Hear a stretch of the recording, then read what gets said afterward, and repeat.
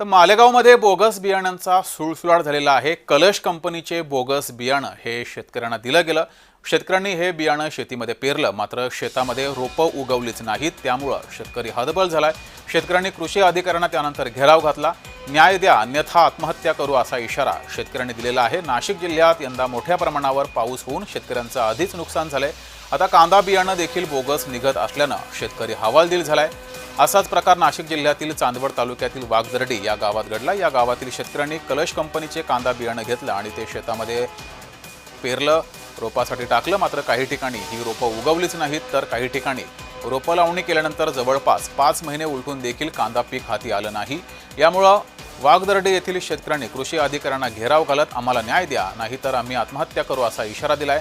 नाशिक जिल्ह्यातील शेतकऱ्यांनी अधिकाऱ्यांना शेतकऱ्यांच्या बांधावर जात राहुरी येथील कृषी विद्यापीठाचं संपूर्ण वास्तव सुद्धा दाखवलं। त्यानंतर कृषी विद्यापीठाचे अधिकारी, त्याचप्रमाणे निफाड, चांदवड या ठिकाणचे देखील कृषी अधिकारी शेतकऱ्यांच्या बांधावर गेले। बियाणामध्ये त्रुटी आहेत असं देखील अधिकाऱ्यांनी सांगितलं।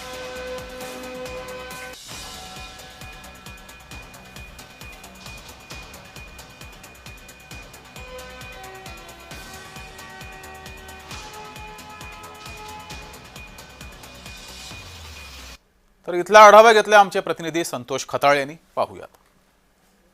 नाशिक जिल्ह्यात एक तर कांद्याने पहिलेच कांद्याला कमी भाव मिळत असून कांद्याला सध्या सरासरी 1000 ते 1200 रुपये दर मिळत आहे। त्यातच कांदा उत्पादक शेतकऱ्यांची कलश नावाचं जे बियाणे आहे त्यातर्फे मोठ्या प्रमाणावर फसवणूक झाली असून चांदवड तालुक्यातील वाघदर्डी शिवारात जवळजवळ 60 ते 70 शेतकऱ्यांचं लाखो रुपयाचं नुकसान या कलश बियाणे वापरल्यामुळे झालं असून त्यामुळे जवळ शेतकऱ्यांचं हाती तोंड आलेला घास सुद्धा आता हिरावून गेलाय, अशी परिस्थिती चांदवड तालुक्यात झाली। तर आपल्याशी काही शेतकरी आहे, आपण त्यांच्याकडून जाणून घेऊ। दादा, काय सांगाल? तुमचं जे बियाणं लावलं होतं 5 महिने झाले, पण तुम्ही मी गोरख देवचंद झालटे, राहणार वाघदर्डी। तर मी 13 किलो कलश कंपनीचं बियाणं घेतलं होतं। तर ते जवळजवळ आज 3.5 महिन्याचे कांदे झाले, पण त्याची साईजच बनत नाही कांद्याची, आणि त्याचे दुबळक जास्त होतोय आणि त्याला कलर पण नाही, आणि पूर्ण म्हणजे एकदम गोलटी तरी बरी असते अशी म्हणजे कांद्याची साईजच बनलेली नाही त्याची। किती दिवस झाले कांदे लावून? आज जवळजवळ 4-4.5 महिने झाले प्लॉट लावून कांद्याचा। काय किलोने बियाणे घेतलं? ते 2500 रुपये किलोनी बियाणे घेतलं होतं। म्हणजे समजा आता किती प्लॉट लावला होता? माझा 4 एकरचा प्लॉट आहे पूर्ण। साधारण नुकसान किती झालं? माझा जवळजवळ खर्च झालेला आहे 3.5-4 लाख रुपये खर्च झालेला आहे, आणि त्याच्यातून मला असं वाटतंय की 50,000चं मला उत्पादन भेटेल असं मला वाटत नाही त्याच्यातून। आपलं किती नुकसान झालं आणि काय सांगा? माझा 3 एकराचा प्लॉट आहे। मी 8 किलो बियाणे घेतलंय, 3 एकर लावलेलं आहे। तर आपल्यासोबत शेतकरी गणेश निंबाळकर हे जोडलेले आहेत। गणेशजी, आपलं जय महाराष्ट्रामध्ये स्वागत। नेमका काय प्रकार आहे? जे बियाणं पेरलेलं आहे ते खरंच उगवलं नाहीये, आणि किती प्रमाणामध्ये हे बियाणं शेतकऱ्यांनी पेरलं होतं? 100% बियाणं घ्यावं लागतं आणि पेरावं लागतं। कसं आहे, जेव्हा आपण बियाणं विकत घेतो त्यावेळेस वेगवेगळ्या ऍडव्हर्टाईज या संबंधित कंपन्यांकडून केल्या जातात। त्याचा आकर्षकपणाच्या त्या जाहिरातींना भुलवून प्रत्येक वेळेस त्या ठिकाणी शेतकरी नाडला जातो। हे अनेकदा झालं, पण आज तुमच्या चॅनलचे यासाठी आभार मानेल की तुम्ही तो चव्हाट्यावर आणण्याचा यशस्वी प्रयत्न करताय। या तालुका कृषी अधिकारी असेल किंवा जिल्हा कृषी विभाग असेल, यांच्याकडं अनेकदा तक्रारी जाऊन सुद्धा त्यातनं रिझल्ट न मिळाल्यामुळे शेतकरी फ्रस्ट्रेट आहे या विषयामध्ये। या बियाण्यांच्या आणि खतांच्या प्रकारातून शेतकरी इतका नैराश्यात गेलेला आहे की त्याला परत शेती व्यवसायाकडे यावंसं वाटत नाही, पण पर्याय नसल्यामुळं।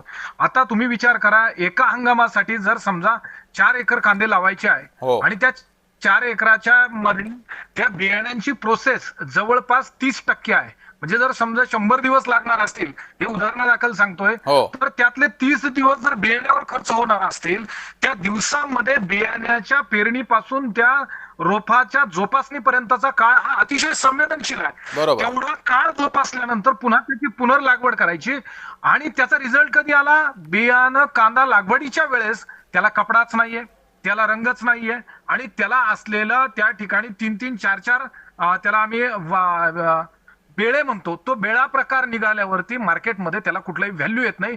विचार करा, जर 3-4 महिन्याच्या या कालखंडामध्ये शेवटच्या क्षणाला जाऊन समजणार आहे की आपलं पीक कोलॅप्स झालेलं आहे, त्या शेतकऱ्यापुढे पर्याय काय? आणि हे सगळं या विधिमंडळाच्या अधिवेशनामध्ये, संसदेच्या अधिवेशनामध्ये माहित आहेत, गेलेला आहे, पण त्याच्यावरती कुठल्याही खात्रीशीर मार्ग शेतकऱ्याच्या हातात नाही ना। तालुका कृषी अधिकारी यात फार विशेष काही करू शकताय, ना जिल्हा कृषी विभागाच्या वतीनं काही एखादं उदाहरण आहे की एखाद्या शेतकऱ्यानं तक्रार केली आणि ती तक्रार निघाली आणि त्या शेतकऱ्याला 4 महिन्याच्या त्या कालखंडात आलेलं अपयश न राहता त्या कंपनीकडून त्या कंपनीला भूर्दंड बसून शेतकऱ्याला न्याय दिला असं एकही उदाहरण नाही. आता यात काय होणार माहितीये का, आपल्या जय महाराष्ट्र चॅनलने निदान ही चव्हाट्यावर आणल्यावरती त्या ठिकाणी तडजोडीच्या अंती ती कंपनी पुढे येणार. आधी ही बरं. कंपनी तडजोडीच्या भूमिकेत नसणार. मी त्यामध्ये अनेकदा शेतकरी संघटनेच्या माध्यमातून बोलण्याचा प्रयत्न केला, तर इथं चॅनलवर न बोलता येतील असे शब्दप्रयोग कंपनीच्या प्रतिनिधींकडून त्या दुकानदार आणि शेतकऱ्यांना मांडले जातात. त्यामध्ये जेव्हा कुठंतरी दडपण तयार होतं, आज हा जय महाराष्ट्र चॅनलने घेतलेला विषय यामुळे कदाचित काही ठिकाणी गोष्टी पुढे येऊन शेतकऱ्याला न्याय मिळेल अशी अपेक्षा आहे. अजून खात्रीनं सांगू शकत नाही. आणि जर तो न्याय नाही मिळाला तर तो शेतकरी अख्ख्या सीझन मध्ये हंगामात त्या जी, कांद्यामुळे मात्र गणेशजी नक्की नेमकी काय? चूक कुणाची आहे, प्रशासकीय अधिकाऱ्यांची? कारण एखाद्या कंपनीचं बियाणं हे निकृष्ट आहे की कसं आहे हे अधिकाऱ्यांनी अगोदर बघायला पाहिजे होतं. नेमकी चूक कुणाची आहे? 100% शेतकऱ्याच्या गोष्टी जेव्हा कानावर आल्या त्यावेळेस कृषी विभागाच्या वतीनं तो जो अहवाल जो पंचनामा व्हायला पाहिजे तो जर वेळीच झाला आणि वेळीच त्याची जी कार्यपद्धतीनं त्या ठिकाणी त्या कंपनीला दोषी धरल्या गेला असता तर आज तागायत त्या शेतकऱ्यांच्या हातात त्यांचा मोबदला मिळायला हवा होता. पण अजूनही काही तुम्ही बघा, तो जो अहवाल आहे ना तो आमच्या हातात नाहीये. त्याला टेक्निकल विभाग येईल आणि तो टेक्निकल विभाग सांगणार की अशा पद्धतीने याच्यात काय दोष आहे, तो कंपनीचाच आहे का बियाण्याचाच आहे का, आणि त्या सगळ्यामध्ये शेतकरी विटून जातो आणि मग कुठेतरी तो तडजोडीला तयार होतो. म्हणून ही त्या ठिकाणी दोष दिसत नाही. दोष हा प्रशासनाचा नक्कीच आहे. कंपन्यांचा काय आहे माहितीये का, कंपन्यांना माहिती आहे आपलं प्रशासन आपण तडजोड करून घेतो आणि शेतकऱ्याला त्या ठिकाणी तडजोडी आणती त्या ठिकाणी गप्प राहायला भाग पाडलं जातं. म्हणून खरं प्रशासन दोषी आहे आणि त्यानंतर कंपनी मूळ दोषी आहे. काय पण नेमकी हा दोष मागणी असेल पुढे- गणेशजी आपली? शेतकऱ्यांची नेमकी मागणी काय असेल? एकरी शेतकऱ्याला किती एकरी उत्पन्न त्या शेतकऱ्याचं मुकलं, हो. कांद्याचं एकरी उत्पन्न साधारण खर्च जर त्याचा एकरी 85,000 ते 1.25 लाख रुपये आहे तर साहजिक आहे त्याला उत्पन्न 1.5 ते 2.25 लाख रुपये 2 लाख रुपये व्हायला पाहिजे. त्या उत्पन्नाच्या नजीक नेऊन त्याला नुकसान भरपाई दिली पाहिजे तर शेतकऱ्यासोबत न्याय झाला असं म्हणता जी. येईल. अन्यथा पहिले पाडे 55 असा हा प्रकार होईल. खतं बियाणं यांनी आणि खतं लिंकिंग या प्रकारानं साहेब शेतकरी त्रस्त झालेला आहे. सगळ्या ठिकाणी तडजोडी कराव्या लागतात कारण तक्रार ठीक आहे. करण्याचं पोर्टल कुठेही प्रामाणिक नाही. तुमच्या माध्यमातून एकच सांगतो, या शेतकऱ्यांना एकरी कांद्याच्या शेतकऱ्याला एकरी 2 लाख रुपये त्यांनी परतावा दिला ठीक पाहिजे. आहे गणेशजी, आम्हीही याचा पाठपुरावा करू. धन्यवाद दिलेल्या या प्रतिक्रियेबद्दल. तर जनता रिपोर्टरच्या या भागामध्ये वेळ झाली. इथेच थांबण्याची. ताज्या बातम्यांसाठी बघत राहा जय महाराष्ट्र.